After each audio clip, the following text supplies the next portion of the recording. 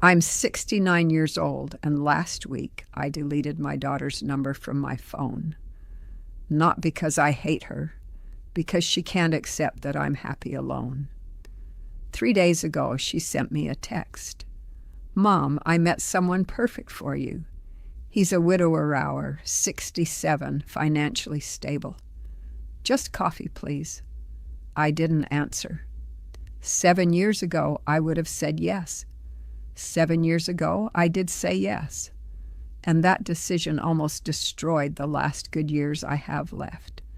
Let me tell you what everyone's afraid to say out loud. Sometimes the loneliest you'll ever be is when you're lying next to someone. Let me tell you how it started. My husband Robert died when I was 57. Cancer. We had 6 months from diagnosis to goodbye. Those first couple of years after, I won't lie, they were brutal. The house felt too big. Sundays were the worst. We used to make breakfast together. He read the paper, just exist together. Without him, Sundays felt like walking through fog. But slowly, I found something. Not happiness exactly, but a rhythm. I started volunteering at the library on Tuesdays, joined a quilting group at church, learned to fix things around the house myself instead of waiting for someone else to do it. Got a routine that worked. Not the life I'd planned, but it was mine. Then my daughter started worrying. We were having coffee at her place, and she said, "Mom, you need to meet someone." "I'm fine." I told her, "You're not fine. You spend every weekend alone. That's not healthy." But she wouldn't let it go. Neither would my friends. At book club, Janet pulled me aside after everyone left. "You're too young to give up, Linda. You're only 62. That's nothing these days. 62. Too young at 62. And honestly, I started believing them. Started thinking maybe something was wrong with me. Maybe I was being a coward, hiding in my safe little life. Maybe I owed it to myself to try. Then Janet from book club called me. "Linda, I have someone I want you to meet. My neighbor David, he's 65. Lost his wife 3 years ago. Sweetheart of a man. Let me give him your number." Before I could think, I said yes. He called 2 days later. Nice voice. Kind. We talked for almost an hour about nothing important. Books we'd read, places we'd lived. How strange it felt to start over at this age. After 2 weeks of phone calls, we met for dinner at a steakhouse near his place. He was easy to be around. Told me about his grown kids, his golf buddies, how he'd been single for 3 years, and was ready to try again. Driving home that night, I thought, well, maybe everyone was right. Maybe I was wrong to think I was better off alone. The first few months were good. We'd have dinner twice a week, go to the early bird specials because they're cheaper. And we could still get home at a decent hour, take walks when my knee wasn't bothering me. It felt normal, like maybe I'd been wrong to resist this, but then small things started happening. He'd call in the morning, just checking in, then again at lunch, then before bed. At first I thought it was sweet. This is what couples do, right? They stay connected. But after a few weeks, something shifted. If I didn't answer right away, he'd call again, then text. "Where are you?" I was worried. "Why didn't you pick up?" One Wednesday, I was at my quilting group. My phone kept buzzing in my purse. "David," I let it go. When I called him back 2 hours later, he was upset. "I didn't know where you were. I told you I have quilting on Wednesdays. But you didn't answer. I thought something happened. I felt this weight in my chest, this guilty feeling like I'd done something wrong by spending 2 hours with my friends doing something I loved. Then there were the weekends. Every Saturday he wanted to do something. Visit his daughter, go to Home Depot, try that new barbecue place everyone was talking about. And if I said I wanted a quiet weekend at home, he'd get this hurt look. Don't you want to see me? I thought we were together now. I started saying yes, even when I wanted to say no. Because what kind of person disappoints someone who just wants to spend time with them? Here's something nobody talks about. When you're 62 and you get a boyfriend, everyone assumes you should be grateful, like you won the lottery, like you should just be thankful. Someone wants you at your age.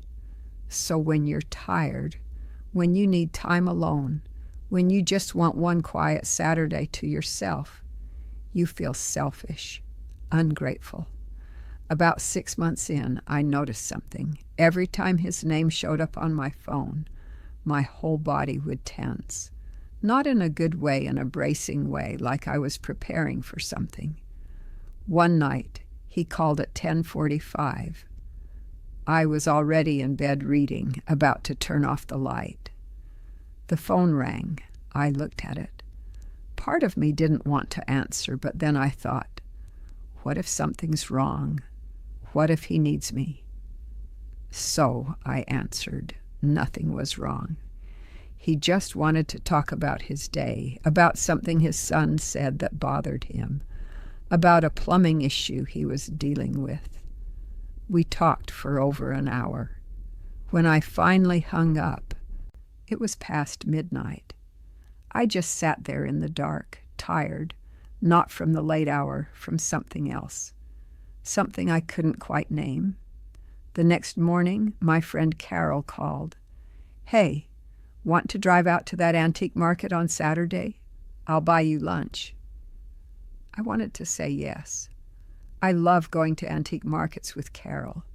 We don't talk the whole time. We just wander, look at things, have quiet moments. It's peaceful. But I knew if I went, David would want to come. And if David came, it wouldn't be peaceful. It would be comments about how overpriced everything is, about how tired he was getting, about when we could leave. So I told Carol I couldn't make it. That night, sitting alone in my house, I realized something. My life wasn't mine anymore, and it wasn't just my time. It was my energy. At 62, I'd wake up at 7, have my coffee, maybe do some gardening. By 3 o'clock, I was tired. I needed to rest, put my feet up, just be quiet. But David didn't understand that he'd want to go out for dinner at 6:30, then stop by his daughter's house after. We wouldn't get back until 10 or 11 o'clock. I'd be completely exhausted. I'm just not as young as I used to be, I'd say. He'd look at me like I was making excuses. My sister's 68, and she goes line dancing twice a week. The breaking point came about 8 months in. We were having dinner at his place, and he just came out with it. I think we should move in together. I sat there, fork halfway to my mouth, feeling my heart drop. He kept talking about how it made financial sense, about how we were spending so much time together anyway, about how nice it would be to wake up together every morning. I went home that night and sat in my living room, my house, where Robert and I raised our daughter, where I've lived for 34 years. I thought about sharing it. Someone else's schedule determining when I eat, when I sleep, when I have my coffee in silence on the porch, and I felt panic. I broke up with David the following week. I can't do this anymore, is what came out. He looked shocked, then hurt. What did I do wrong? The guilt was crushing, but I told him the truth. You didn't do anything wrong. I'm just not ready to share my life with someone. I thought I was, but I'm not. He got angry then, said I'd wasted his time. said I led him on, said I was selfish and afraid. Maybe he was right about some of it. For the first few weeks, I felt terrible. My daughter was disappointed. My friends didn't understand you had a good man, Linda. You're not going to find better at your age.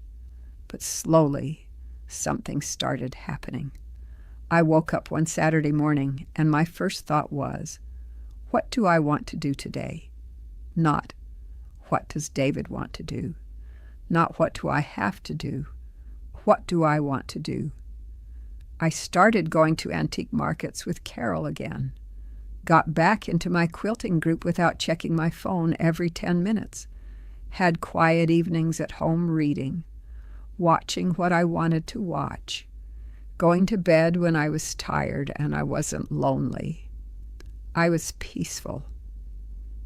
Here's what I learned. There's a difference between being alone and being lonely. With David, I was never alone, but I was lonely because I couldn't be myself. That's a different kind of loneliness where someone's sitting right next to you. But you've never felt more isolated. It's been 7 years since David. I haven't dated since, and I'm not going to. Not because I'm bitter.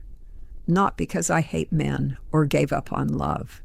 Because I finally understand something.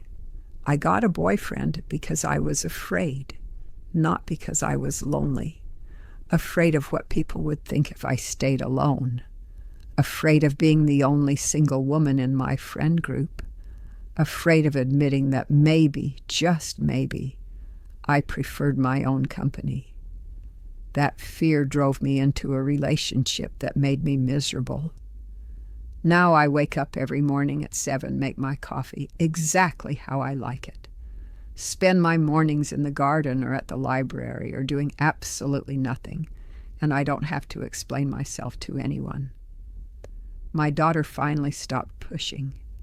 Last Thanksgiving, she said, "Mom, you seem happier now." She's right. I am happier not because I found the perfect person, but because I found peace. Listen, I'm not saying relationships are bad. I'm not saying you shouldn't try. But if you're 60, 65, 70, and you're thinking about getting into a relationship just because you're afraid of being alone, stop. Ask yourself what you're really afraid of, because here's the truth. Being alone doesn't mean you're lonely, and being in a relationship doesn't mean you're not. At this age, peace isn't a luxury. It's survival. My body can't handle the constant emotional labor, the explaining, the compromising, the guilt when I want to be alone. So I chose peace. And I'm not apologizing for it. Do I get lonely sometimes? Sure, the holidays can be hard. There are moments when I see a couple my age holding hands and I feel a pang. But those moments pass, and they're nothing compared to the loneliness I felt when I was with someone. If you're in a relationship that's draining you, you're allowed to leave. Even at 60, even at 70, even at 80. And if you're alone and people are telling you to find someone, you're allowed to say no. At 69, I finally learned something. Your own company is enough. You don't need someone else to validate your existence. You just need to be at peace with who you are. And once you find that peace, you'll realize it's the most valuable thing you have. So, no, I don't have a boyfriend. And no, I'm not looking for one. Not because I'm bitter, but because I finally learned to love my own company. And I'm not giving that up. You have one life, one chance to live these final years on your own terms. Don't waste them trying to make someone else happy while you slowly disappear. Don't trade your peace for companionship that comes with chaos. And I'm 69. I live alone, and I'm happier than I've ever been. That's not sad. That's wisdom. And you, are you happy in your relationship? or are you happy alone? Write to me in the comments.